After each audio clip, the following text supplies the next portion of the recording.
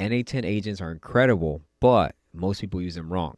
They throw an AI agent into every workflow, even when they don't need one. It wastes tokens, slows things down, makes debugging a nightmare. Here's a simple rule I use. If it doesn't need to think, don't use an agent. Let me show you exactly what I mean. This is my X scraper. It runs every week. It grabs posts from accounts I'm watching. Let me walk you through it.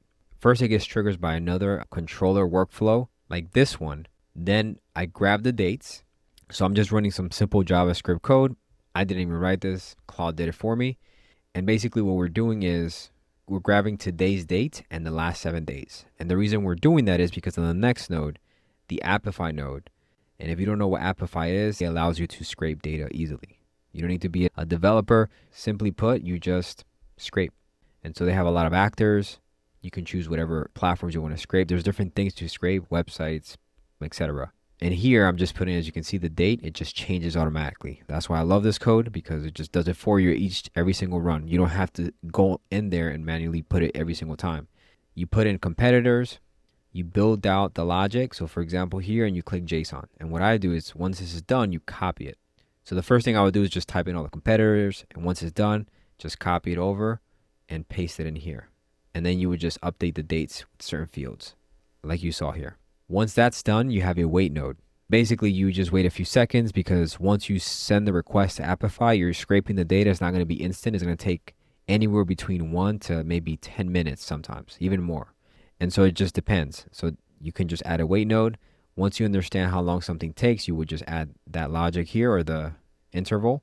And then basically it just grabs the data set. And once it's done scraping, you just pull it back, and then you work with that data. You start manipulating it. Here I just categorize it.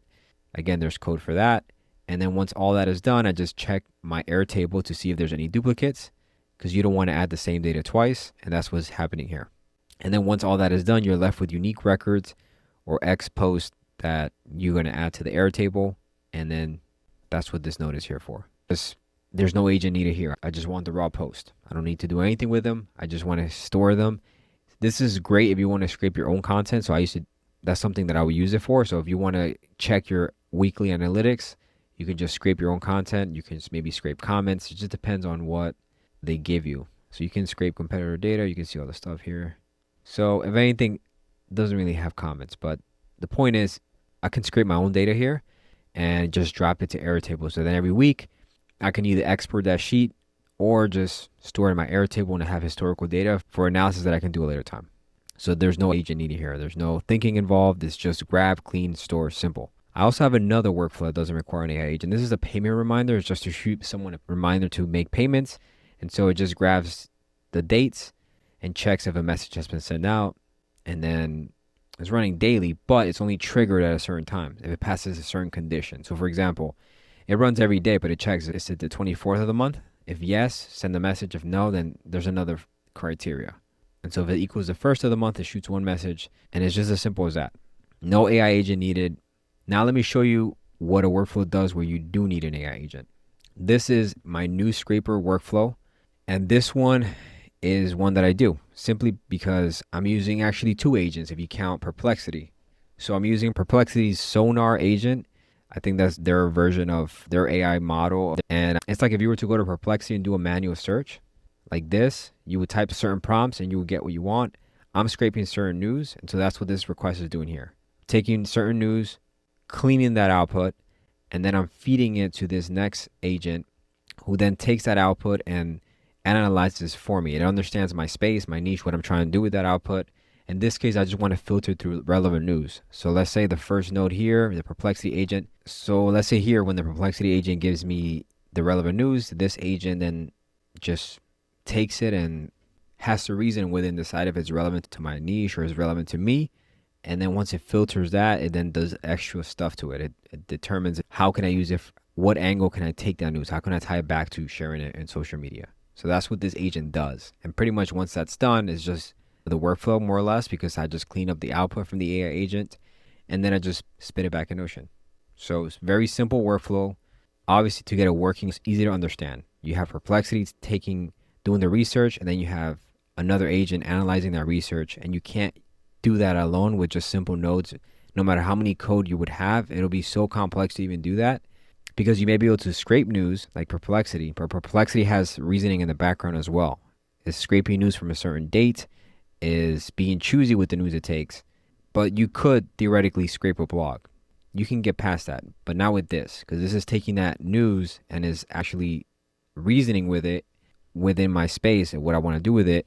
And once it's done reasoning with it, it gives the analysis, it gives me like a hook, headline, all that kind of stuff that I need to use it. So when I generate content, I just open it and I see relevant news, like a summary and how I can adapt it to sharing it on social media. So if you recall, the other workflow is very similar in the sense that we're scraping data, but here's where it changes. I don't want to have to analyze this myself. I want insights, patterns, summaries. That's reasoning, and that's why the agent has to kick in here. 80% of the workflow is normal nodes. The agent only kicks in towards the end for that one part that actually needs to think. Let me show you another workflow where it's not even complex, but there's just more nodes to it. And this one is sort of a beast, something that I've been refining too, but this one has a lot of agents. And I kind of organize it in the way that you can see all the models and everything. But here you're seeing there's a trigger with Notion. Basically, when I trigger Notion for a certain status, so let's say I change the status to ready, it triggers.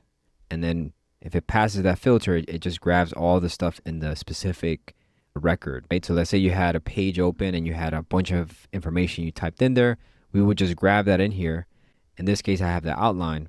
I then query multiple Airtables and then take information from there, just combine all that information into one single block of text or a single object right here, and then feed that to the first AI agent, which uses that to generate the script. Then I clean that output, and then basically these other three agents, LinkedIn, X, Instagram, they all use that output to generate other assets. So in this case, X uses it to generate an X post, LinkedIn uses it to generate a LinkedIn post, and this uses it to generate a caption for Instagram, TikTok, and YouTube. And then once all that is generated, we all combine that information again, organize it cleanly, because it might have a lot of stuff you don't need, formatting stuff and just information you may not need, and then we just paste it back in Notion. And so that definitely needs an agent because it's not as simple as just scraping data. You're manipulating it, you're reasoning with it. You're basically hiring like a VA of some sort, a specialist in social media to generate different assets. So each one has its own set of instructions and understanding for that platform. So that's pretty much it. I mean, just stop overcomplicating. You'll save tokens, your workflows will run faster, and when something breaks, you'll actually be able to find the problem. I used to be amazed by these workflows that were like 100 nodes. This is actually, I made it as lean as I could, but most of the time, something powerful can just be something as simple as this type of workflow. You know, don't overcomplicate it. You'll save money. And if you're building with n8n, subscribe. I'm sharing all these type of workflows of how I think through this stuff. And as I keep learning, I keep evolving.